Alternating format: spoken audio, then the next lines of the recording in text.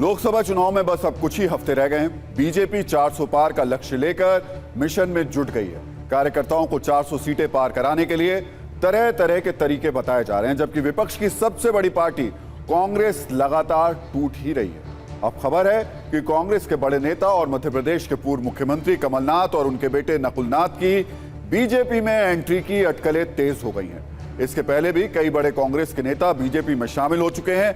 अब ऐसे में कांग्रेस अध्यक्ष मल्लिकार्जुन खड़गे बीजेपी से पूछ रहे हैं कि डरा धमकाकर और कितने नेताओं का शिकार करेंगे। आज की अड़ी इसी पर चर्चा के लिए हमारे साथ खास मेहमान होंगे, उनमें एक एक सवालों पर बात करेंगे। लेकिन सबसे पहले आपको दो बड़ी खबरें दिखाते हैं। एक तरफ बीजेपी का 400 प्लस का प्लान है, तो दूसरी तरफ कमलनाथ के बीजेपी में शामिल होने की बहुत जोर से अटकलें लगाई जा रही। तो कमलनाथ के बीजेपी में जाने की चर्चा तेज हुई तो पत्रकारों ने कमलनाथ से बीजेपी में शामिल होने का सवाल भी पूछा। उनका क्या जवाब था, यह भी सुन लीजिए। क्या बीजेपी ज्वाइन कर रहे हैं सर? अगर ऐसी कोई बात होगी, सबसे पहले मैं आप लोगों को ही कहूंगा। आप इनकार नहीं कर रहे सर, आप इनकार नहीं कर रहे। मैं तो कह रहा हूँ, इनकार की बात नहीं है। ये आप लोग कह रहे हैं, आप लोग एक्साइट हो रहे हैं। मैंने कहा मैं तो एक्साइट नहीं हूँ इस तरफ या उस तरफ। पर बात यह है कि अगर ऐसी कोई बात होगी, मैं आप सबको सबसे पहले खबर करूंगा। तो कमलनाथ के बीजेपी में जाने की अटकलों के बाद मल्लिकार्जुन खड़गे ने अपने कार्यकर्ताओं से संसद में प्रधानमंत्री मोदी से मुलाकात का जिक्र किया। मल्लिकार्जुन खड़गे ने कहा कि परसों मैं संसद में चाय पर मोदी जी से मिला था। उस दौरान मैंने मोदी जी से सवाल पूछा था कि आप दूसरे दलों में इतनी तोड़फोड़ क्यों करते हो, इतना खाना कैसे हजम कर पाएंगे। तो मोदी जी बोले कि लोग आने को तैयार हैं तो उन्हें कैसे मना करें। तो मैंने कहा आपके पास प्रेशराइज करने वाली टैक्टिक्स है, यानी आप किसी को भी डरा धमकाकर लोगों को अपने साथ मिला रहे हैं, यानी दबाव वाली राजनीति। अब खड़गे के इस बयान के बाद कई सवाल खड़े होने लगे। आखिर बीजेपी की सरकार 2014 से लेकर अब तक बेहतर परफॉर्म कर रही है, तब ऐसे में विपक्ष में जो तोड़फोड़ की जरूरत बीजेपी को है वो क्यों पड़ रही है, ये बड़ा सवाल है। बीजेपी के पास 2024 के लिए ब्रांड मोदी है, राम मंदिर है और विकास है, जिसके तहत लोकसभा में वोट मांगे जा रहे हैं। ब्रांड मोदी से करीब 2 करोड़ फर्स्ट टाइम वोटर्स की साथ को साधा जा रहा है, तो वहीं राम मंदिर से हिंदू वोटों पर नजर है। तीसरा पॉइंट है विकास, जिसमें गरीब, युवा, महिला और किसान के वोट पर नजर है। फिर ऐसे में तोड़फोड़ की जरूरत क्यों हो रही है और क्या कांग्रेस मुक्त भारत के लिए यह तोड़फोड़ ही की जा रही है? तोड़फोड़ से विपक्ष का ज्यादा नुकसान करना, गठबंधन को अस्थिर करना और जनाधार वाले नेताओं को अपने में मिलाने से क्या बीजेपी का 400 पार का प्लान पूरा हो सकता है? आइए आपको उन बड़े चेहरों के बारे में बताते हैं जिन्होंने पाला बदला और कांग्रेस छोड़कर वो बीजेपी में शामिल हो गए। अशोक चव्हाण अभी हाल फिलहाल में महाराष्ट्र कांग्रेस के दिग्गज नेता हैं और राज्य के पूर्व सीएम रहे हैं। इसी हफ्ते बीजेपी में नजर आए वो। ज्योतिरादित्य सिंधिया मध्य प्रदेश कांग्रेस के कद्दावर नेता और गांधी परिवार के करीबी रहे हैं, लेकिन अब मोदी सरकार में उड्डयन मंत्री हैं। जितिन प्रसाद यूपी में ब्राह्मण चेहरा, दल बदलने के बाद योगी सरकार में मंत्री बन गए। आरपीएन सिंह यूपी के ओबीसी नेता, कांग्रेस छोड़कर बीजेपी का दामन थाम चुके हैं। हेमंत बिस्वा शर्मा कांग्रेस की गोगोई सरकार में मंत्री रहे, बाद में बीजेपी में आए और आज की तारीख में असम के मुख्यमंत्री हैं। कैप्टन अमरिंदर सिंह कांग्रेस का बड़ा चेहरा और पंजाब के सीएम रहे, बीजेपी खेमे में है। पार्टी का फायदा नहीं हुआ, लेकिन कांग्रेस को बड़ा नुकसान उठाना पड़ा। एन बीरेन सिंह कांग्रेस छोड़कर बीजेपी में आए, मणिपुर के मुख्यमंत्री बने। सुनील जाखड़ पंजाब में पुराने कांग्रेस परिवार से आते हैं, पंजाब कांग्रेस के अध्यक्ष रहे, आज पंजाब बीजेपी के अध्यक्ष हैं। शुभेंदु अधिकारी टीएमसी में ममता बनर्जी के बाद दूसरे जनाधार वाले नेता, बीजेपी ने नेता विपक्ष बना दिया। हर्ष महाजन कांग्रेस छोड़कर बीजेपी में आए, हिमाचल प्रदेश से राज्यसभा उम्मीदवार बने। रीता बहुगुणा जोशी गांधी परिवार की करीबी, कांग्रेस से पुराना रिश्ता तोड़कर बीजेपी के साथ आ गए। विभाकर शास्त्री पूर्व पीएम लाल बहादुर शास्त्री के पोते भी कांग्रेस छोड़कर बीजेपी में जा चुके हैं। अल्पेश ठाकुर गुजरात में ठाकुर समुदाय के बड़े नेता, ये भी कांग्रेस को छोड़ चुके हैं। हार्दिक पटेल कांग्रेस के युवा चेहरे और पाटीदार आंदोलन के फेस रहे, अब बीजेपी में उसके झंडे के नीचे हैं। अनिल एंटनी कांग्रेस के बड़े नेता और पूर्व रक्षा मंत्री ए के एंटनी के बेटे हैं, जो अब कांग्रेस छोड़कर बीजेपी के हो चुके हैं। तो लोकसभा चुनाव से पहले पार्टियां छोड़कर बीजेपी में नेताओं के जाने का सिलसिला क्यों है? दरअसल नेताओं को उनका राजनीतिक करियर दिख रहा है। क्योंकि उनको ऐसा लगता है कि उनका नेतृत्व कमजोर हो गया है, उनकी पार्टी मोदी की लोकप्रियता के आगे बहुत छोटी हो गई है और मोदी की लोकप्रियता के चलते हार का डर नेताओं को सता रहा है। ये जो बातें हम आपसे कर रहे हैं, ये विश्लेषक बता रहे हैं, ये राजनीतिक पंडित बता रहे हैं, क्योंकि उनके मुताबिक बीजेपी मजबूत है और सबसे बड़ी बात, जांच एजेंसियों का डर भी नेताओं को सता रहा है। बस यही वजह है कि अपनी अपनी पार्टियां छोड़ नेता बीजेपी की शरण में जा रहे हैं। ये सिनेरियो जो पढ़ रहे हैं वो राजनीतिक पंडित पढ़ के बता रहे हैं।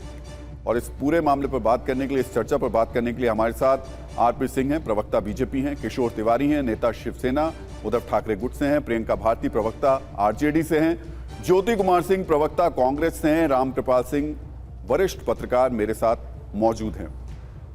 आरपी सिंह साहब, सबसे पहले आप ही से शुरुआत कर ली जाए। ये हो क्यों रहा है और आपको इतनी जरूरत क्यों पड़ रही है विपक्ष के नेताओं की अपनी पार्टी में? सतरंजी उठाना है आरपी सिंह जी, सतरंजी उठाना है। आरपी सिंह जी, आवाज मिल रही है आपको? अब क्या आवाज मिलेंगी, आवाज ही चले गई है। किशोर जी, आपकी आवाज बहुत जोर शोर से आ रही है। आपकी आवाज तो अच्छी खासी आ रही है, लेकिन आप अपनी आवाज से अपने लोगों को रोक नहीं पाए, आप अपने गुट को बचा नहीं पाए, पूरी पार्टी को, और पार्टी बिखर गई। जो जेल से डरेगा वो छोड़ के जाएगा।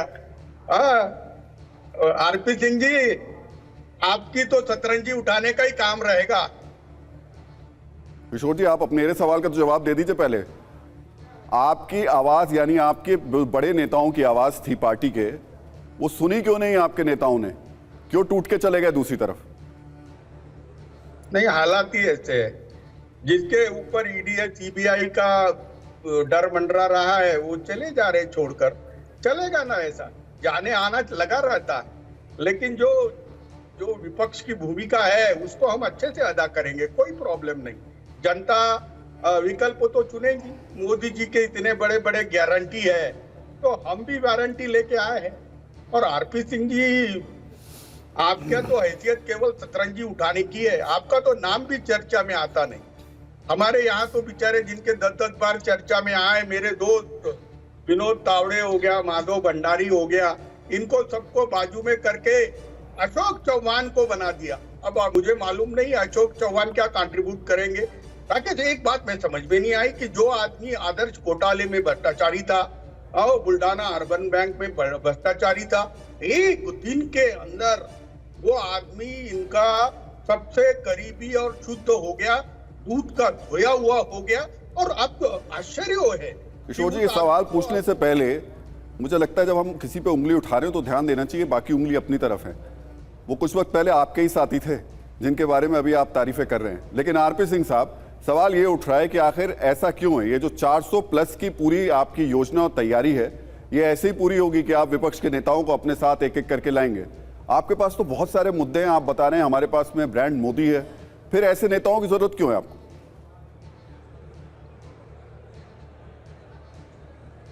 प्रश्न मुझसे है क्या राहुल जी? जी जी जी सिंह साहब। जी जी, देखिए ऐसा है, आज देश तरक्की के पथ पर है, एक ग्रोथ ट्रेजेक्ट्री है, इकोनॉमिक ग्रोथ ट्रेजेक्ट्री है, और जो वेलफेयर स्कीम्स हैं वो आम आदमी तक, लास्ट जो व्यक्ति है पायदान पर, उस तक पहुँच रही हैं। अब उससे प्रभावित होकर कोई पार्टी ज्वाइन करना चाहता है तो हम उसको क्यों रोकेंगे जी? और उसके पार्टी ज्वाइन करने से उनके खिलाफ कोई मुकदमे या ये जो अभी बात कर रहे थे वो ख़त्म नहीं हो रहे कोई, वो जांच अपनी जगह है, ऐसा तो सब ठीक रहता है। कोई व्यक्ति हमारे आ जाता तो उसे ये प्रश्न उठाते हैं। तो मूल बात यह है कि कांग्रेस में से लोग छोड़कर भाजपा में या अन्य पार्टियों में भी जा रहे हैं। प्रियंका चतुर्वेदी गई, इनके यहाँ सुष्मिता केरला के बड़े, आपकी ऑडियो में थोड़ी दिक्कत आ रही है, थोड़ा प्रॉब्लम आ रही है ऑडियो में। मुझे लगता है आपके पास मैं दोबारा आऊंगा और इस सवाल को लूंगा, लेकिन उससे पहले प्रियंका जी, सवाल ये है कि यहाँ तो पार्टी छोड़ करके लोग जा रहे हैं, आपसे तो जो आपकी पूरी की पूरी सहयोगी पार्टी थी वही छोड़ करके चली गई और बीजेपी के पास चली गई, क्यों नहीं रोक पा रहे आप लोगों को? मेरे नंबर पे दे दो यार। देखिए राहुल जी, जो हमारे साथ में थी पार्टी जेडीयू जो वहां पर गई है, तो वो सीधी सी बात है कि उनका बिहार में क्या मौजूदा स्थिति है वो किसी से छुपा हुआ नहीं है। कैसे उनका वोटिंग परसेंटेज घटता गया है, कितने कम सीटों पे वो आ करके रुक गए हैं। तो बीजेपी के पास में कोई एजेंडा तो है नहीं, सीधी बात है। उनको लग रहा है कि बिहार में अगर हमको एंट्री लेना है तो चलो नीतीश कुमार को तोड़ करके इधर लेके जाते हैं, तभी कुछ संभावनाएं बन पाएंगी। दूसरी बात, जब आप कहते हैं कि मोदी जी मजबूत हो रहे हैं, ये कर रहे हैं, मजबूती यहाँ कहाँ से रही है? वो 6,568 करोड़ का इलेक्टोरल बॉन्ड, हमेशा कहा जाता था कि हम आएंगे तो देश में काला धन वापस आएगा। मुझे तो लग रहा है काला धन ले जाने के लिए आए हैं। कोर्ट का भी तो यही फैसला इनके खिलाफ में आया कि जिस तरीके से ये पूंजीपतियों से पैसे ले रहे हैं, तो इसका अर्थ है कि ये इसका इस्तेमाल करेंगे पॉलिसी बनाने में जो पूंजीपतियों की मदद करे। तो बीजेपी की जो सरकार है वो आम जनता की सरकार नहीं है, वो आम जनमानस की सरकार नहीं है, वो सरकार है पूंजीपतियों की सरकार। और ये आप बात प्रियंका जी, ये बात आप अपने सहयोगियों को, अपनी पार्टी के नेताओं को क्यों नहीं समझा पा रही हैं? वो क्यों चले जा रहे हैं, मैं यही पूछना चाह रहा था। लेकिन ज्योति कुमार सिंह जी, कांग्रेस प्रवक्ता, मेरे साथ हैं। आपसे पहला सवाल तो मेरा यही है कि क्या कमलनाथ जी कह चुके हैं कि वो जा रहे हैं? मुझे तो इसकी खबर नहीं है, ये खबर आपको मिली होगी, और वो हम लोग अभी किसी और चीज़ों में लगे हुए हैं, देश के निर्माण में लगे हुए हैं। देश के महिलाओं को, किसानों को, युवाओं के रोजगार की बात के लिए लगे हैं। आप अभी हाल के दिनों में राहुल गांधी को भारत जोड़ो न्याय यात्रा देख रहे हैं कि मणिपुर से लेकर जहां जहां प्रधानमंत्री सारे जगह घूम लिए लेकिन मणिपुर तक नहीं जा पाए, वहां से लेके उनके दुख दर्द को सुनते हुए आज यूपी में भी चले आए, भोले बाबा को का प्रणाम करके, नमस्कार करके आगे बढ़ते चले जा रहे हैं और लोगों के दुख दर्द को सुनते चले जा रहे हैं। हम लोग उसमें बिजी हैं। आपका ध्यान कौन टूटा कौन नहीं टूटा उस पर है, आपका ध्यान और भारतीय जनता पार्टी अपने को आपने दिखाया आपके इसमें मैंने हमारा ध्यान तो है, आपका ध्यान है नहीं है इस बात पर कि आपकी पार्टी टूट रही है, या आप इससे बेफिक्र होकर कह रहे हैं कि टूटती रहे, हम जो कर रहे हैं करते रहेंगे? आप देख लीजिए, क्या कमलनाथ के जाने से आपके ऊपर कोई फर्क नहीं पड़ेगा? कांग्रेस पार्टी एक फ्रीडम मूवमेंट की पार्टी है, 139 साल पुरानी पार्टी है, इस देश को आजादी दिलाने वाली पार्टी है। ये पार्टी वो नहीं है जो अंग्रेजों को माफीनामा देकर जेल से छूटने वाली पार्टी नहीं है। ये उन चीजों, छोटे छोटे चीजों आप जिनको मजबूत कर रहे हैं, वो तो डर के मारे इतने डरे हुए हैं कि कांग्रेस के लोगों को उनको लेना पड़ रहा है मजबूत होने के लिए। तो ये बात मैं फिर वही आपसे कह रहा हूं कि विपक्ष के जो नेता टूट के जा रहे हैं ज्योति कुमार जी, वो लोग समझा क्यों नहीं पा रहे आप ये बात अपने नेताओं को कि भाई तुम जिस जगह जा रहे हो वहां तो ये हाल है? इसका मतलब कमी कहीं ना कहीं आपके अंदर हो गई है ना, कि आप अपने ही नेताओं को नहीं समझा पा रहे हैं। देखिए, कांग्रेस, भारतीय जनता पार्टी, आज पूरे देशवासी जो हैं, देशवासी की सबसे बड़ी समस्या जो है बीजेपी और मोदी हैं। नफरत और उन्माद के पोषक बीजेपी, विकास और मोहब्बत के दुश्मन है ये लोग। जिनको जो है तो सामान बेचना है वो OLX में जाते हैं, जिनको ईमान बेचना है वो RSS में जाते हैं, और जिसको देश बेचना है वो बीजेपी में जा रहे हैं। इस बात को आप समझ लीजिए। हम लोगों को, चलिए मैं आपका जवाब, आप सब लोगों का जवाब आरपी सिंह साहब से ले लेता हूं। आरपी सिंह साहब, आपकी आवाज उस समय डिस्टर्ब हो रही थी। सवाल यही है कि आपके पास जब सब कुछ है, आप कहते हैं हमारे पास मोदी है, हमारे पास विकास है, हमारे पास मजबूत अर्थव्यवस्था करने के नुस्खे हैं, हमने बहुत कुछ किया है, फिर आपको बाकी दूसरी पार्टियों के नेताओं की जरूरत क्यों पड़ती है? हम लोग राजनीतिक कार्यकर्ता और राजनीतिक पार्टी चलाते हैं। राजनीति में तो अपने को अपना बेस एक्सपेंड करना ही करना है। मैंने कहा, और सिर्फ बीजेपी में नहीं आ रहे, ये देखना चाहिए। मैंने अभी आपको कुछ नाम दिए थे, सुष्मिता देव, प्रियंका चतुर्वेदी और चाकू साहब केरला के, ऐसे और भी नेता हैं जो अलग अलग पार्टियों में गए हैं। तो क्या कि कांग्रेस का नेतृत्व कमज़ोर हो गया है, उनकी लीडरशिप कमज़ोर हो गई है, उनकी लीडरशिप में उत्साह नहीं रहा। उनकी लीडरशिप में लोगों को दिखता नहीं कि हम चुनाव जीत सकते हैं, चुनाव लड़ सकते हैं, या कोई नीति ये लीडरशिप हमको दे सकती है, या देश को कोई दिशा दे सकती है लीडरशिप। इसलिए लोग पार्टी छोड़ रहे हैं। वो हमारे यहाँ भी आ रहे हैं और दूसरी पार्टियों में भी जा रहे हैं। अब हमारे यहाँ ज़्यादा आ रहे होंगे, कुछ ये हो सकता है, परंतु ये नहीं कि सिर्फ हमारे आ रहे हैं, ज़्यादा आ रहे हैं, इसलिए तो सवाल उठ रहे हैं। सिंह साहब, छोड़ रहे हैं लोग और लगातार कांग्रेस छोड़ रहे हैं। रामकृपाल जी, अभी जो स्थितियां देख रहे हैं, सवाल जिस तरीके के उठ रहे हैं, और बाकी आपको लग रहा है कि वाकई लोगों को लग रहा है कि बीजेपी में जाने का फायदा है, इस वजह से उस तरफ मुड़ रहे हैं, या फिर इन पार्टियों के अंदर खुद की कमजोरी है नेतृत्व की कि वो अपने लोगों को रोक नहीं पा रहे हैं? देखिए राहुल जी, अभी जो कांग्रेस के प्रवक्ता एक बात कह रहे थे की जनता जो है, मैं एक सवाल कर रहा हूं कि लगातार 19 में चुनाव हुआ, 22 में चुनाव हुआ, 23 में अभी 2-3 महीने पहले चुनाव हुआ है, तो जो लोग बीजेपी को वोट दे रहे हैं वो जनता नहीं है क्या? आखिर में कौन से लोग हैं जो बीजेपी को वोट दे रहे हैं? मेरा केवल ये कहना है, एक शेर ऐसे ही कह रहा हूँ कांग्रेस के लिए कि बज़्म दुनिया संवारने वाले कभी घर की खबर तो ली होती। अभी आपने कहा कि हम लोग आजकल बहुत दूसरी चीज़ों में बिजी हैं। अरे आपका जो हालत जिस दिन से राहुल जी चले हैं, सबसे पहले तो महाराष्ट्र में बम्बई में ही चले गए और उसके बाद से अशोक चौहान जितने भी हैं, मिलिंद देवड़ा पहले गए, फिर अशोक चौहान, सारे लोग चले गए। आप लोग ये जो कह रहे हैं ना कि इनको डर के मारे, खड़गे जी जैसे कह रहे हैं डर के मारे इनको डराया जा रहा है, किस बात का डर है? अगर आपको मालूम है कि ये लोग दागी थे या इन्होंने गलत काम किया है तो कल तक तो आप इनकी प्रशंसा करते थे। आपके पास वॉशिंग मशीन थी जिसमें बड़े ईमानदार थे, जैसे ही उधर गए तैसे आप कह रहे हैं सीबीआई की डर से गए।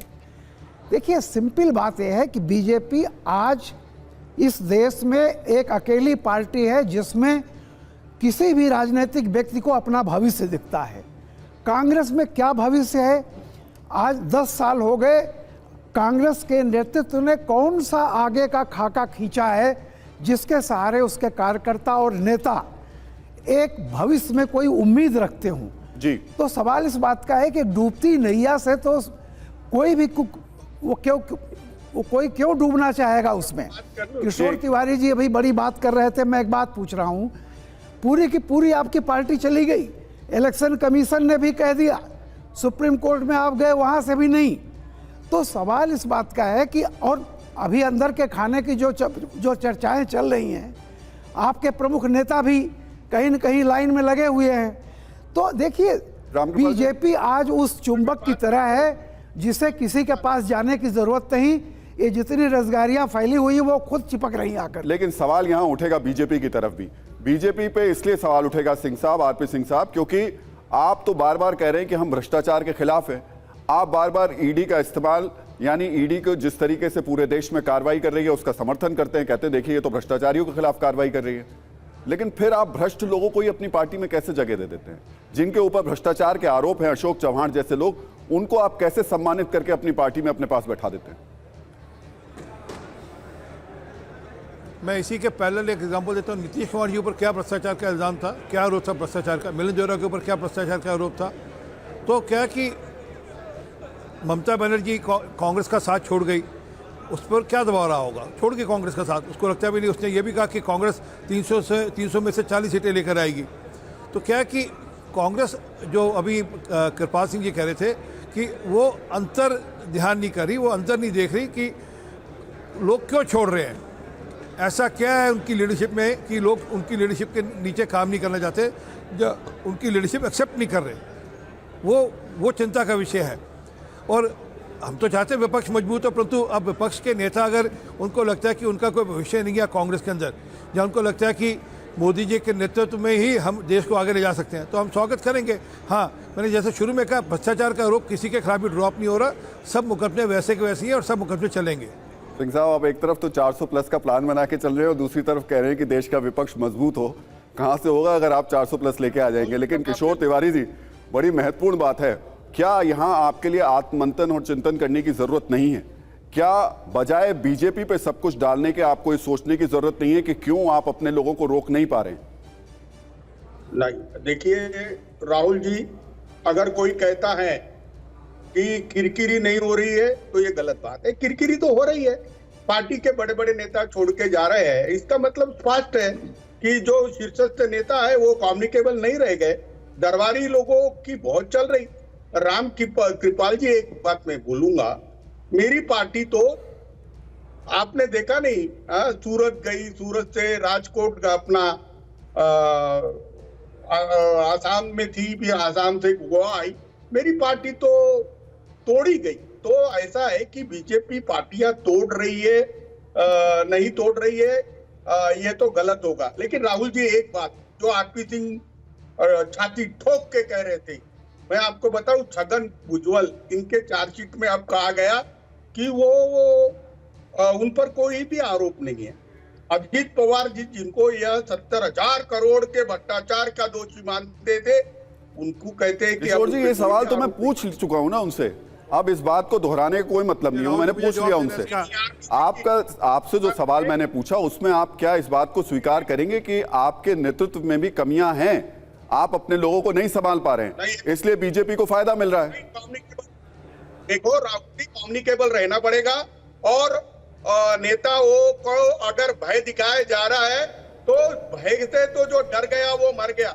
लेकिन जो नेता पार्टी के नेतृत्व के असंतोष से जा रहे हैं तो उस पर आत्मचिंतन होना चाहिए। लेकिन निर्णय नेताओं से नहीं होता, मतदाताओं से होता है।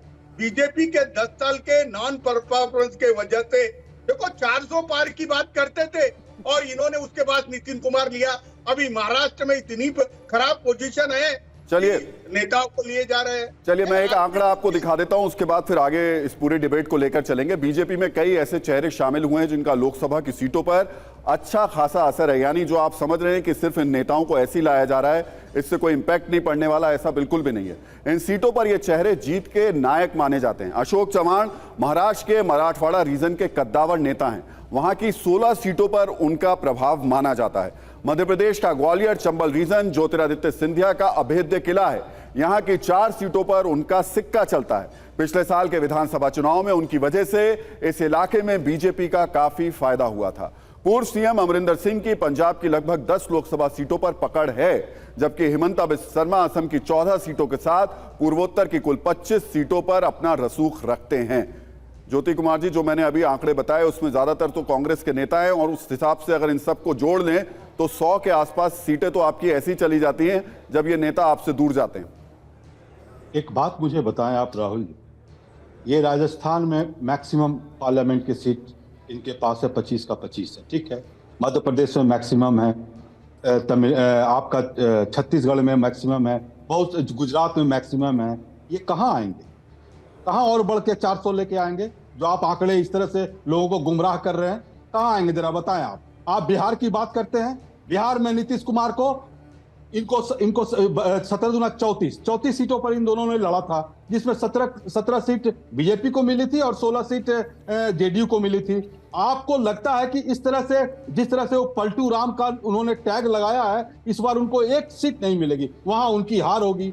यहां कर्नाटक में इनकी हार होगी। एक जर्नलिस्ट साहब ने बताया कि कांग्रेस का जो नेतृत्व है इतना कमजोर है और हाल के 3 स्टेटों और 4 स्टेटों के चुनाव का आंकड़ा दे रहे थे, तो उनको जरा था उनका ज्ञान वर्धन कीजिए हम लोगों को। और उन्होंने एक सवाल किया कि क्या वहां लोग वोट करते हैं कि कौन वोट करते हैं? हाँ, लोग वोट करते हैं, लेकिन लोगों ने जो वोट किया 10 लाख वोट ज्यादा किया कांग्रेस पार्टी को। इस बात को जान लीजिए, क्योंकि हमारा एक सिस्टम है कि जहां जिसका सीट ज्यादा होता है वो सरकार बनाती है। हमें सीट कम मिली है, वो 1 पॉइंट और 1.5% वोट हमें कम मिली है, लेकिन 4 स्टेटों में जो इलेक्शन हुआ वहां 10 लाख। ज्योति कुमार जी, एक सीट महत्वपूर्ण होती है। अगर कमलनाथ चले जाते हैं, छिंदवाड़ा हाथ से जाएगा नहीं जाएगा आपके? आप सुनिए, आपको फर्क पड़ेगा या नहीं पड़ेगा? अरे भाई राहुल जी, मुझे बताइए, उड़ीसा में नवीन पटनायक है, बताइए आप। बंगाल में ये है नहीं, कौन सा 400 सीट आप बताइए? कमलनाथ के जाने से 1 सीट का नुकसान होगा या नहीं होगा? कमलनाथ, सुन लिए मुझे,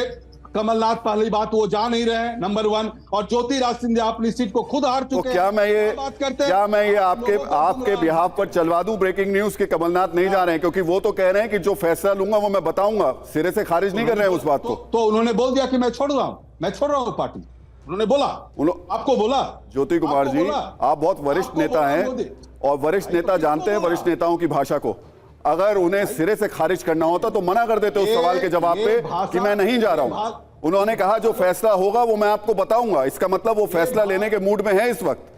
ये भाग देखिए कैसा एज्यूम करते, कैसा एजम्पशन है आपका। देखिए, इस भाषा को केवल हमारे सीनियर जर्नलिस्ट बैठे हैं वो समझ जाते हैं और भारतीय जनता पार्टी को समझ जाते हैं और आप नहीं समझ पाते इसलिए आपके नेता छोड़ के चले जाते हैं। रामकृपाल जी, नहीं, क्योंकि नहीं, मैं आता हूं आपके पास जी, बताइए। युवाओं के उत्थान ज्योति में जी, लगा है, किसानों के उत्थान में लगा है। देखिए समझिए बात को, और इस तरह से लोग गुमराह न करें कि अभी हाल के दिनों में जो स्टेट में चुनाव हुआ उसमें लोगों ने वोट उनको ज्यादा किया। मैं आऊंगा ज्योति नहीं, कुमार जी, मैं- आऊंगा एक बार रामकृपाल जी से बात कर लूं, फिर आता हूं आपके पास जी। केवल विपक्ष की भूमिका हम लोग निभाएंगे, अच्छी तरह से निभाएंगे। ज्योति जी बहुत छोटी सी, मैं तो बहुत छोटा आदमी हूँ, आम आदमी हूँ, एक सलाह दे रहा हूँ बहुत बड़े आदमी हैं आप। कि बीजेपी को छोड़ दीजिए। नहीं, मैं एक बात कर रहा हूँ, बीजेपी कहाँ से लाएगी उसको छोड़ दीजिए, आपको अपनी पार्टी की चिंता करनी चाहिए। मैं एक सवाल पूछ रहा हूँ। नहीं, गांधी 4 बार के अरे मेंबर ऑफ पार्लियामेंट मुझे हैं, उसके बारे में आप ये मेरा समय है, जरा मुझे कह लेने ज्योति जी दीजिए। सुन तो लीजिए, ज्योति कुमार जी सुन तो लीजिए, सुन आप लीजिए। इस देश के अरे मेरी बात पैदल चल रहा है, मेरी बात सुन मंत्री लीजिए। बनने के लिए नहीं चल रहा है, वो देश के लोगों के लिए चल रहा है। अरे मैं- और उस ज्योति कुमार जी, सुन तो लीजिए। पार्लियामेंट के बारे में आप राहुल गांधी की अरे न्याय मुझे- यात्रा को लेकर सवाल ही नहीं उठ रहा है। मुझे आप बहुत बड़े आदमी हैं, मैं बहुत मुझे बड़े आदमी हैं। ज्योति और जी, लोगों को मैं गुमराह ज्योति करते कुमार हैं। जी सुन तो लीजिए, प्रार्थना सुन करता हूँ, मुझे थोड़ा सा सुन लें। देखिए 2019 में आप जो है कांग्रेस के बारे में बात कर रहा हूँ, आप 52 सीट पाए थे। 52 में आपकी 31 सीटें सिर्फ तमिलनाडु, केरल और पंजाब में आई थी। 38 सीटों पर आप लड़े थे और 31 सीटें आपकी इन तीनों राज्यों से आई थी। अब जो हालात हैं, आप पार्टी 13 पे लड़ने जा रही है, इसका मतलब जो 31 सीटें मिली थी, न तो केरल में आप बढ़ेंगे, न तमिलनाडु में बढ़ेंगे, न पंजाब में बढ़ेंगे। आप अपना बताइए कि इन तीनों राज्यों में कहाँ, और 31 सीट वहाँ से थी और पूरे देश में 382 सीटों में से सिर्फ आप 21 सीट जीते थे, तब 52 हुए थे। आप अपने बारे में बता दीजिए, जितना आप बढ़ेंगे उतना बीजेपी कम हो जाएगी। लेकिन कांग्रेस के बारे में बताइए कि आप कहाँ से बढ़ेंगे। दूसरों की गिनती छोड़ दीजिए, आप बताइए कि 52 से ज़्यादा आप कहाँ से बढ़ेंगे। अगर कोई मैथ हो तो बता दीजिए। मैं आऊंगा ज्योति कुमार जी के पास, लेकिन प्रियंका आपसे सवाल बड़ा महत्वपूर्ण ये भी हो जाता है कि कल लालू प्रसाद यादव ने एक फ्रेंड रिक्वेस्ट भेजी थी नीतीश कुमार के पास, कोशिश तो की थी, लेकिन उस फ्रेंड रिक्वेस्ट को एक्सेप्ट नहीं किया, रिजेक्ट कर दिया। ये बड़ा महत्वपूर्ण हो रहा है। वो व्यक्ति जो कि इंडिया गठबंधन को खड़ा करने की कोशिश कर रहा था, इंडिया गठबंधन को लाने की एक साथ कोशिश कर रहा था, वो व्यक्ति ही आपसे छिटक गया, आपसे दूर हो गया। देखिए राहुल जी, जो नीतीश जी के लिए लालू जी ने कहा कि दरवाजा हमेशा खुला रहता है, तो सीधी बात है कि हमारा गोल बहुत बड़ा है। हमारा गोल है कि देश से मोदी जी का जो भाजपा का ये रवैया चल रहा है बेरोजगारी फैलाने का, गरीबी फैलाने का, उसको खत्म किया जाए। तो जब गोल बड़ा होता है तो छोटी मोटी बातें राजनीति में मायने नहीं रखती हैं कि हम किनको लाएंगे किनको नहीं लाएंगे। और बार बार आप ये सवाल पूछ रहे हैं कि क्यों आखिर यहाँ से लोग चले जा रहे हैं, भाजपा की ओर चले जा रहे हैं, तो इसके लिए सिर्फ एक शब्द है, डर।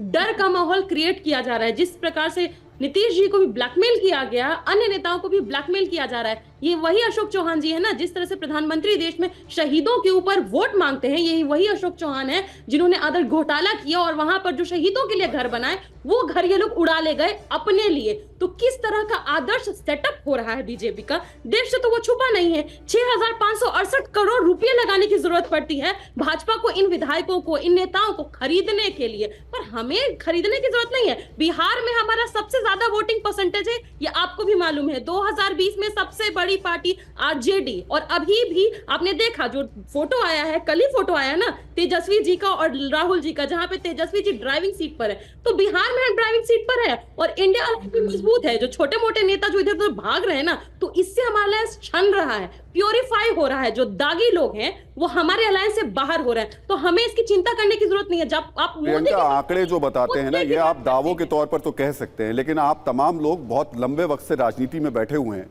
और प्रवक्ता, बड़े बड़े वरिष्ठ प्रवक्ता हैं। जब आप ये बात कहते हैं कि चुनाव से पहले कोई व्यक्ति सिर्फ और सिर्फ किसी दबाव में आकर के, किसी एजेंसी के दबाव में आता है, तो वो गले से उतरने वाली बात नहीं है। चुनाव से पहले अगर कोई भी नेता किसी पार्टी में शामिल होता है तो उसकी एक बहुत बड़ी बड़ी राजनीतिक महत्वाकांक्षाएं भी होती हैं। उस व्यक्ति को ये समझ में आ रहा होता है कि उसको उस पार्टी में जाकर हो सकता है कोई राजनीतिक फायदा हो। सिंह साहब, आरपी सिंह साहब, बड़ी महत्वपूर्ण बात है, आप जिन जिन लोगों को ला रहे हैं उसके साथ साथ उनको राज्यसभा भी पहुंचा रहे हैं। महत्वपूर्ण बात यह भी कि आपकी पार्टी में आने की वजह विपक्ष जो भी कहे, मैं आ रहा हूं प्रियंका आपके पास में आ रहा हूं, आने की वजह विपक्ष जो भी बताए, आपके लिए महत्वपूर्ण क्या है? आरपी सिंह साहब, क्या आपको आवाज मिल रही है? मिल नहीं पा रही है। लेकिन किशोर जी, ये बात आप बार बार भले ही कहते रहे, तमाम आप लोग जितने विपक्ष में बैठे हैं, कि एजेंसीज का दबाव बनाया जा रहा है, लेकिन यह भी सच है कि चुनाव से पहले अगर कोई नेता कहीं शिफ्ट होता है तो उसकी राजनीतिक महत्वाकांक्षाएं होती हैं, और बीजेपी उसको पूरा भी कर रही है। नहीं, देखिए, किरकिरी तो होती है, मैंने कबूल किया, लेकिन एक बात मैं बताऊं, अशोक चौहान लोकसभा के 10 सीटों पर असर करते, ये आपने कहा, लेकिन मैं एक बात बताऊं, पिछले लोकसभा के चुनाव और विधानसभा के चुनाव देखते हैं तो नांदेड़ की सीट है, उसके बाजू की हिंगोली की सीट है, फिर परभनी की सीट है, कहीं पे तो उनका असर दिखा नहीं। कांग्रेस तो वहां पर केवल एक सीट चुन के ला सकी, वो भी पिछले लोकसभा चुनाव में तो आपका भी असर नहीं दिखाई दिया ना। पिछले लोकसभा चुनाव में तो आपकी पार्टी का भी असर दिखाई नहीं दिया, लेकिन जब आप बीजेपी के साथ मिलकर लड़ रहे थे तब असर दिखाई दे रहा था। नहीं, अभी तो चुनाव ही नहीं हुआ, हमारा असर तुमको देखना है। तो अब देखो, मोदी जी को दिल्ली की गद्दी से दूर रखने के लिए उद्धव ठाकरे ही काम आएंगे। मैं अभी बता रहा हूं, आप ये देख लो, महाराष्ट्र में इतने हालात बिगड़े हुए हैं कि उनको नेताओं की जरूरत पड़ रही है, दागी नेताओं की जरूरत पड़ रही। अगर महाराष्ट्र में इतने अच्छे हालात होते तो क्यों ये नेताओं को ले रहे? मुरली देवराव के को ले लिया, या फिर अशोक चौहान को ले लिया, और लोगों पे डाल रहे हैं, उनको भी कह रहे हैं कि आपको भी जमा देंगे। अरे इतने लोग जमाने में आरपी सिंह अभी है नहीं आ गए वो। मैं इसलिए उनसे जवाब ले भी लेता हूं किशोर जी, मैं उनसे जवाब ले लेता हूं। जो मैं पूछना चाह रहा था कि क्या ये जो बात विपक्ष कह रही है कि भाई आप एजेंसीज का दबाव बना रहे हैं, लेकिन उस सब के बीच में जो आ रहे हैं उनकी राजनीतिक महत्वाकांक्षाएं भी हैं। आरपी सिंह साहब, बीजेपी क्या कर रही है? उन महत्वाकांक्षाओं को पूरा कर रही है, या फिर जो नेता आ रहे हैं वो प्रधानमंत्री मोदी की वजह से आ रहे हैं? इनका क्या होगा वो पूछो ना। मैं उस सिंह साहब से जवाब ले लूं एक बार। जो नीतियां हैं किशोर जी, एक बार जवाब ले लेता हूं जी। मैंने शुरू में ही कहा मैंने शुरू में ही कहा जी, जो मोदी जी की नीतियां हैं, जो हमारी जन कल्याणकारी नीतियां हैं, जिस प्रकार से देश आज 5वें नंबर की इकॉनमी होकर 3रे नंबर की इकॉनमी बनने जा रहा है, इस सबसे प्रभावित होकर जो भी आना चाहे हम क्यों रोकेंगे? और हम राजनीतिक दल हैं, हम लोग विस्तार करने के पक्ष में रहते हैं, हमें पार्टी का विस्तार करने के ना करने का कोई कारण नहीं है। अब इनके यहाँ से ये ढूंढे कारण, और मैंने शुरू में भी कहा कि सिर्फ भाजपा नहीं, वो बाकी दल भी ज्वाइन कर रहे हैं। अब पीसी चाकू कांग्रेस के केरल के बड़े नेता थे, वो क्यों छोड़ गए केरल और क्यों चले गए एनसीपी में? इन्होंने कभी सोचा क्या? प्रियंका चतुर्वेदी कांग्रेस छोड़कर शिवसेना में क्यों गई? जहाँ सुष्मिता देव कांग्रेस छोड़कर टीएमसी में क्यों गई? सिंह साहब, आप विस्तार की बात कर रहे हैं, तो विस्तार तो ऐसा होना चाहिए था कि अशोक चौहान को राज्यसभा भेजने की जगह आरपी सिंह साहब को भेजना चाहिए था, जो कि कार्यकर्ता हैं, मेहनत कर रहे हैं। बाहर से वो आदमी को आप ला करके तुरंत क्यों बाहर भेज दे रहे हैं? अगर विस्तार ही करना है तो फिर पार्टी के कार्यकर्ताओं का विस्तार होना चाहिए। हमें राजनीतिक दल कैसे चलाना है जी, हमें राजनीतिक दल कैसे चलाना है हमारे पे छोड़ दीजिए। आपकी सलाह के लिए धन्यवाद, परंतु हमें राजनीतिक पार्टी अपनी चलानी आती है, और उसी को चलाते हुए आज हम देश की नंबर 1 पार्टी नहीं है, दुनिया की नंबर 1 पार्टी है। सबसे ज़्यादा सदस्य हमारे पास है, और हमारी जो छाप है आज देश के हर कोने में है, वो दक्षिण से लेकर उत्तर तक और उत्तर पूर्व से लेकर पश्चिम तक हमारी आज छाप है। तो इसलिए हम पे छोड़ दीजिए। परंतु जो मैं मूल बात कह रहा हूँ वो ये क्यों नहीं समझते या बताते कि उनकी पार्टी में क्या ऐसा हो रहा है, उनके नेता कहाँ इतने बिजी है, किन लोगों के बीच इतने बिजी है कि उनकी जो साथी है वो छोड़ कर जा रहे हैं। गलत कहा जी किशोर तिवारी, आप कुछ कह रहे हैं, बोलिए। हाँ जी, मैं ये जो बोला राहुल जी, आपने सवाल पूछा कि बाहर से लोगों को लेके राज्यसभा में भेज दोगे तो आप कहाँ जाओगे? देखिए, महाराष्ट्र के अंदर बहुत सीनियर बीजेपी के जो लोग हैं, जैसे माधव भंडारी से लेके सब लोग, इन्होंने खुला रोष प्रकट किया है। तो सतरंजियां उठाने के लिए आरपी सिंह सरी के लोग लगे रहेंगे और कांग्रेस से लोग आएंगे और उन्हें मिनिस्टर बनाया जाएगा। दुर्भाग्यपूर्ण है, इस प्रकार की राजनीति दुर्भाग्यपूर्ण है। और राहुल, तुम कहते हो तो ये कहते हैं हमें सलाह मत दो, पार्टियां हमें चलानी है। प्रियंका चतुर्वेदी- अरे पार्टियां थोड़ी दुकान बना के किशोर रखी। तिवारी जी, आप जितनी आपने चिंता प्रियंका बीजेपी की चतुर्वेदी कर रहे हैं को उतनी कांग्रेस चिंता अगर पार्टी अपनी से- पार्टी की कर लेते वही- तो वो छोड़ कर नहीं जाते नेता। उनकी पार्टी तो ठीक ठाक चल रही है, उन्होंने कह दिया कि हमारी नंबर 1 पार्टी बनी हुई है। आप उनकी चिंता में लग गए। आपकी जो चिंता है उस पर भी तो थोड़ा ध्यान दीजिए। अरे हमारा तो दिल तोड़ के चले गए, हमारा दुख क्यों निकाल रहे हो? हाँ, जनता डिसाइड करेगी। अब 50 खोखे के लिए जो गया उनका भविष्य निर्धारित करेगी। लेकिन आरपी सिंह, इतना भी वफादारी बताओगे तुम्हारा जमने वाला नहीं है। मैं अभी बोलता हूँ रामकृपाल जी, यहाँ एक पर सवाल और बड़ा महत्वपूर्ण है। किशोर जी, मैं आ रहा हूं। सवाल महत्वपूर्ण ये है कि विपक्ष जो बार बार बीजेपी पे आरोप लगा रहा है कि एजेंसीज के दबाव में ये लोगों को लेकर आ रहे हैं, ये मुद्दा क्या जनता के बीच में बैठ पाएगा, जनता को समझ में आ पाएगा? राहुल जी बिल्कुल सही आप कर रहे हैं। मैं यही बात कर रहा था, विपक्ष के लोग जो बात बोलते हैं कम से कम ऐसा बोलें कि ताकि जनता उस पर हंसे नहीं। अभी किशोर तिवारी जी कह रहे थे कि दागी लोग हैं। कल तक ये सब आपके सरकार में मंत्री थे, अशोक चौहान, अजीत पवार, ये सारे लोग मंत्री थे और बड़े वरिष्ठ मंत्री थे। अभी आपने कहा, नहीं एक मिनट, आपने कहा ये दागी हैं, फिर आप कह रहे हैं कि दिल तोड़ के चले गए। तो ये दागी लोग ही आपका दिल रख रहे थे अब तक। देखिए, नहीं, अरे नहीं, देखिए, हम तो बोलते ही नहीं। मेरी बात सुन लीजिए। राहुल जी ने जो कहा है, इतनी ऊर्जा अब बहुत कम दिन बचा है, अपनी पार्टी के बारे में खर्च कीजिए। दिक्कत यहाँ यह है कि बीजेपी से ये उम्मीद आप न रखें कि वो कांग्रेस पार्टी या विपक्ष की मदद करेगी कि कैसे उसको ऊपर उठाया जाए। आप अपनी पार्टी का, लेकिन दिक्कत यह है विपक्ष के लिए, इंडिया अलायंस बनाने चले थे और नतीजा आज ये हो गया कि पता चला इंडिया अलायंस तो बना ही नहीं, उसके अलावा भी जो कुछ बचे थे वो भी भाग के जा रहे हैं। ज्योति कुमार जी, लेकिन सर सवाल यहाँ पर जो उठ रहा है वो कांग्रेस को लेकर सबसे ज्यादा उठ रहा है। कांग्रेस सबसे बड़ी विपक्ष की पार्टी के तौर पर देखी जाती है और वहीं से सबसे ज्यादा नेता टूट टूट कर बीजेपी में शामिल हो रहे हैं। ज्योति कुमार जी, राहुल गांधी की न्याय यात्रा जहां जहां पहुंची, चाहे वो असम हो या बाकी राज्य, वहां से उसके बाद बड़ी संख्या में जो नेता थे आपकी पार्टी के वो बीजेपी में शामिल हो गए। इस पर कुछ आप लोगों ने आकलन किया कि इसकी वजह क्या रही? देखिए राहुल जी, आप अगर बिल्कुल आप निष्पक्ष लग रहे हैं और मुझे आप मौका दें बोले। देखिए, रामकृपाल सिंह जी ऐसे पत्रकार हैं इस देश में जो लोगों को इसी तरह वोट मिलता है कांग्रेस को और बताते हैं कि बीजेपी को मिला। लेकिन मैं आपको बता देता हूं, आप पूरे भारतीय जनता पार्टी के जो प्रवक्ता बैठे हैं, उन्होंने 3-4 कोई ऐसा कारण बताया कि 400 सीट इनको क्यों मिलेगी? मैं तो बता रहा हूं कि इनको नहीं मिलेगी।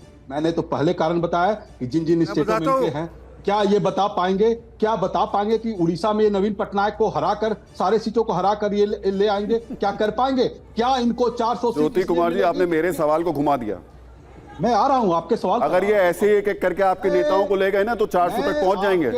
मेरे बात मुझे कंप्लीट करने दें, आप कंप्लीट करने दें ना राहुल जी, मुझे बात बोलने दें जी। उनको 400 नहीं मिलेंगे, मैं बता रहा हूं। मुझे 150 से ज्यादा, 200 से ज्यादा क्यों मिलेगी, मैं आपको बता रहा हूं। तो आप मेरी बात जनता को जाने देंगे तब ना। आप तो केवल रामकृपाल सिंह के जैसे पत्रकारों को बैठाकर और अच्छा, आप बोलिए ना अपनी बात को बढ़ा रहे हैं। आप अपने तर्क रखिए ना बात। किसान पर कर 2014 के मुकाबले 60% बढ़ गया और तब मोदी सरकार ने 10 सालों में उद्योगपति के 7.5 लाख करोड़ रुपया माफ कर दिया। क्या लोग इसलिए वोट करेंगे इनको? इसलिए शेड्यूल ट्राइब के लोग वोट करेंगे कि एनसीआरबी का रिपोर्ट बताता है कि 48.15% जो है अपराध बढ़ा, इसलिए इनको दलित लोग वोट करेंगे। इसलिए करेंगे कि पार्लियामेंट में आपने राष्ट्रपति को आने नहीं दिया। आप इसलिए वोट करेंगे कि राम जन्मभूमि, हमारे राम भगवान का मंदिर अयोध्या में जब उसका हो रहा था उसमें राष्ट्रपति को और इनके कितने मित्र नहीं आए, अमित शाह से लेकर, इसलिए इनको वोट करेगा। किस लिए वोट करेगा? इसलिए वोट करेगा कि 1% सबसे अमीर के पास 40% संपत्ति इस देश का है, इसलिए इनको 400 सीट मिलेगा। किस लिए सीट मिलेगा? कांग्रेस पार्टी को इसलिए सीट मिलेगा क्योंकि कांग्रेस महिलाओं को, किसानों को और युवाओं के लिए लड़ रहा है, रोड जा रहा है। राहुल गांधी प्रधानमंत्री बनने के लिए नहीं, इस देश को नई व्यवस्था। ज्योति कुमार जी, आपके सवालों ने जो आपने उठाए हैं उसका जवाब मैं आरपी सिंह साहब से ले लूंगा, लेकिन मेरे एक सवाल का जल्दी से जवाब दे दीजिएगा। ये कह रहे हैं 400 पार, आप इस दावा करेंगे कि आप भी 400 पार हो जाएंगे? बिल्कुल नहीं करेंगे, बिल्कुल नहीं करेंगे। इसलिए नहीं करेंगे क्योंकि ये बेईमानी वाली बातें करते हैं। ये बेईमानी। आरपी सिंह साहब, आप जवाब दीजिए, जो सवाल उठाए हैं ज्योति कुमार जी ने उसके जवाब दे दीजिए। मुझे एक मैं अब जवाब ले लेता हूं आपके सवाल बोलने देंगे तो राहुल जी एक लाइन, राहुल जी एक लाइन, राहुल जी एक लाइन बोल लीजिए मुझे एक लाइन बोलिए। मैं कहता हूं कि विपक्ष अपनी जब जिम्मेदारी निभा रही थी और इनसे बोला कि जिस तरह आपने कैग को हथियार बनाया था 2014 में, और उस वही कैग अगर कोई रिपोर्ट आपको सलाह देती है और अपना जजमेंट ऑब्जर्वेशन देती है कि आयुष्मान भारत में 7.5 लाख लाभार्थी को एक ही नंबर से क्यों मिला, उस पर आपने ईडी सीबीआई क्यों नहीं भेजा? आप द्वारका एक्सप्रेसवे में 1 किलोमीटर सड़क बनाने में 200। आपने बहुत सवाल पूछे, अब जवाब तो देने दीजिए उनको। क्यों नहीं करते सिंह साहब, देखिए जवाब दे दीजिए। आप ईडी सीबीआई हो गया ज्योति कुमार जी, अब जवाब तो ले लूं मैं उनसे। क्या गवर्नमेंट का एजेंसी है, आप उस पर नहीं कर रहे हैं। ज्योति कुमार जी, जवाब तो लेने दीजिए। आरपी सिंह साहब बताइए, ये कह रहे हैं कि आप इनके नेता ले जाइए, कुछ नहीं होगा, जो मुद्दे हैं उसी पर वोट पड़ेंगे। आप अपने पर क्यों नहीं भेजते हैं? चलिए ठीक है, मैं अब उनसे जवाब ले लेते हैं।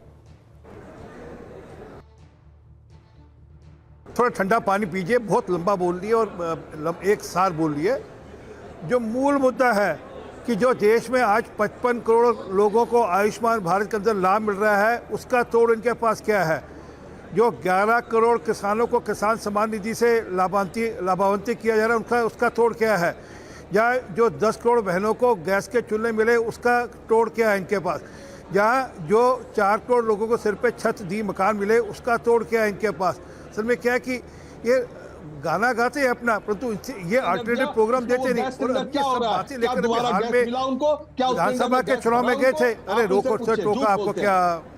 ज्योति कुमार जी सुन तो लीजिए, लोगों को गुमराह मत कीजिए ना। ज्योति कुमार जी सुन तो लीजिए। आपने जो कहा सबने शांति से सुना, मत कीजिए। आपने जो कहा सबने शांति से सुना, आप भी सुन लीजिए। आप मुझे बताइए, उन्हें जवाब तो देने दीजिए। भरा उन्होंने, आप उन्हें जवाब तो देने दीजिए। आपको वक्त दिया ना मैंने पूरा, आपको वक्त दिया मैंने पूरा। दूसरी बार सिलेंडर भरा। मैं बहुत शालीनता के साथ में जो आप कह रहे हैं उसको मानता हुआ चल रहा हूं, तो आप भी मान लीजिए मेरी बात को। आरपी सिंह साहब जवाब दीजिए। आप काउंटर कीजिए उनके गलत बात को, आप बोलिए कि गलत। मैं करूंगा ना काउंटर, मैं कर रहा हूं, लेकिन मुझे सुनने तो दीजिए पहले। आप बोलिए। हमारे पंजाबी में कहावत है, उसे कहते हैं लुच्चा सबसे ऊंचा।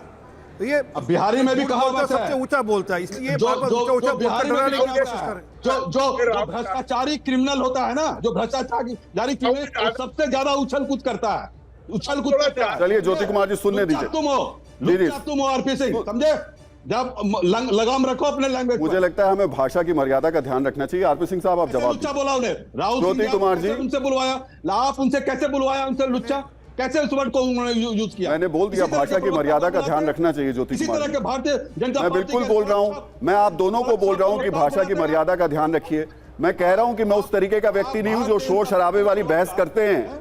मैं बहुत आराम से आप लोगों से सवाल पूछ रहा हूं, कांग्रेस तर्कों के आधार पे आपसे सवाल पूछ रहा हूं ज्योति कुमार जी। कांग्रेस को गाली सुनवाने के लिए मुझे बिल्कुल कोई गाली नहीं सुना रहा, आपको पूरा भरोसा, पूरा मौका दिया मैंने आपको। उन्होंने इस वर्ड को कैसे यूज किया? ज्योति कुमार जी पूरा मौका दिया आपको, आप ये कह नहीं सुनवाने सकते। के लिए आप उनको मौका देंगे? किसको? मैंने तो आपको तथ्य बताया, मैंने तो तथ्य बताया। मैंने ज्योति कुमार जी, अगर उन्होंने गलत बात बोली तो मैंने कहा भाषा की मर्यादा का ध्यान रखिए।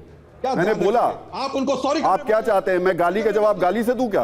गाली और आप क्या चाहते हैं? भेजकर आप तो डर ये नेता कर सकते हैं। भारतीय जनता पार्टी के प्रवक्ता ये समझ लें, ज्योति कुमार जी सुनने डरेंगे। सुन लीजिए, मैं निश्चित तौर पर उनसे भी सवाल पूछूंगा, मुझे सुनने दीजिए बस। आपसे मैंने कैग का आपको रिपोर्ट बताया, आप बताइए कैग के बारे अरे तो मैं उन्हीं पे तो सवाल के जवाब ले रहा हूं, उनसे तो लेने तो दीजिए जवाब तो लेने दीजिए। ज्योति कुमार जी जवाब तो लेने दीजिए।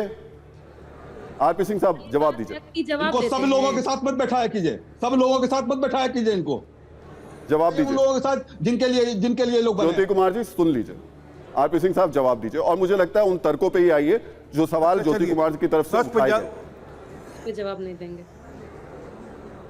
जी। मैंने पंजाबी में कहा उसको हिंदी में कहता हूँ, चोर मचाए शोर। चलिए आपको ये सभ्य लगता है, इस ढंग से कह देता हूँ, क्योंकि दोनों माँ बेटे दोनों बेल पर हैं भ्रष्टाचार के मामले में। जिन लालू यादव जी की चर्चा कर रहे हैं वो जेल काट कर आए भ्रष्टाचार के मामले में, और बाकी केस उनके खिलाफ चल रहे हैं। जिनकी बाकी ये बात कर रहे हैं वो सबके सब लोग भ्रष्टाचार में कहीं ना कहीं लिप्त हैं, और भ्रष्टाचार के मामलों में बेल नहीं मिल रही उनको।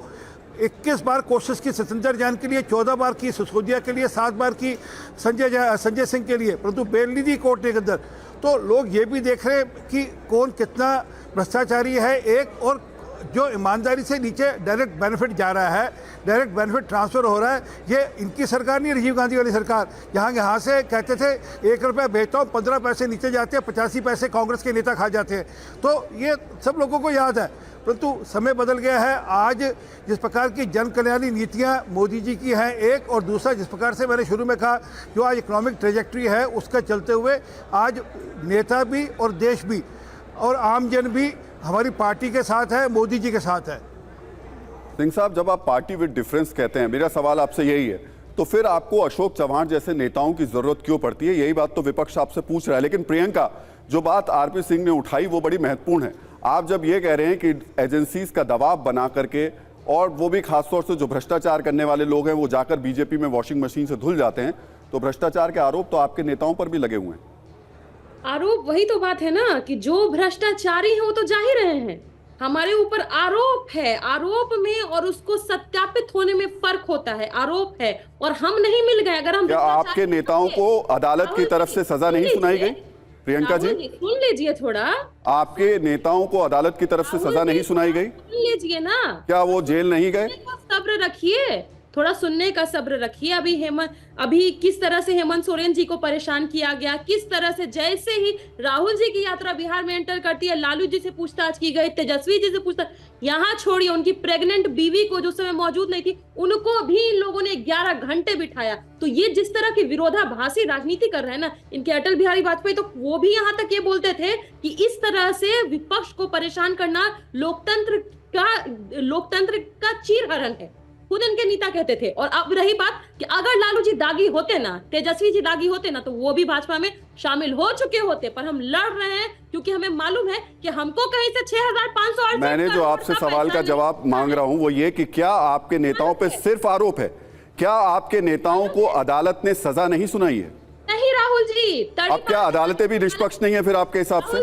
राहुल जी, अदालत ने ही यहाँ जो अभी होम मिनिस्ट्री संभाल रहे उनको तड़ी पर जरूर किया था, ये आपको भी खबर होगी। और रही लालू जी की बात, तो आप जाकर के एक बार केस खोल करके पढ़िए, उसके बाद कुछ कहिएगा। डिसप्रोपोर्शनेट असेट अर्थात क्या कि जितनी संपत्ति, आय से अधिक संपत्ति, उसका हम केस जीते हुए। तो आय से अधिक संपत्तियां नहीं है तो ईडी के हिसाब से, सीबीआई के हिसाब से हम कैसे हो गए? चलिए, ये बहस बहुत लंबी चलने वाली है और मुझे लगता है इस सब के बीच में शायद ये जो अदला बदली की कहानी है ये भी लंबी चलेगी, क्योंकि चुनाव आते हैं तो नेताओं के पाला बदलने का सिलसिला रहता है। बहुत बहुत शुक्रिया आप सब लोगों का।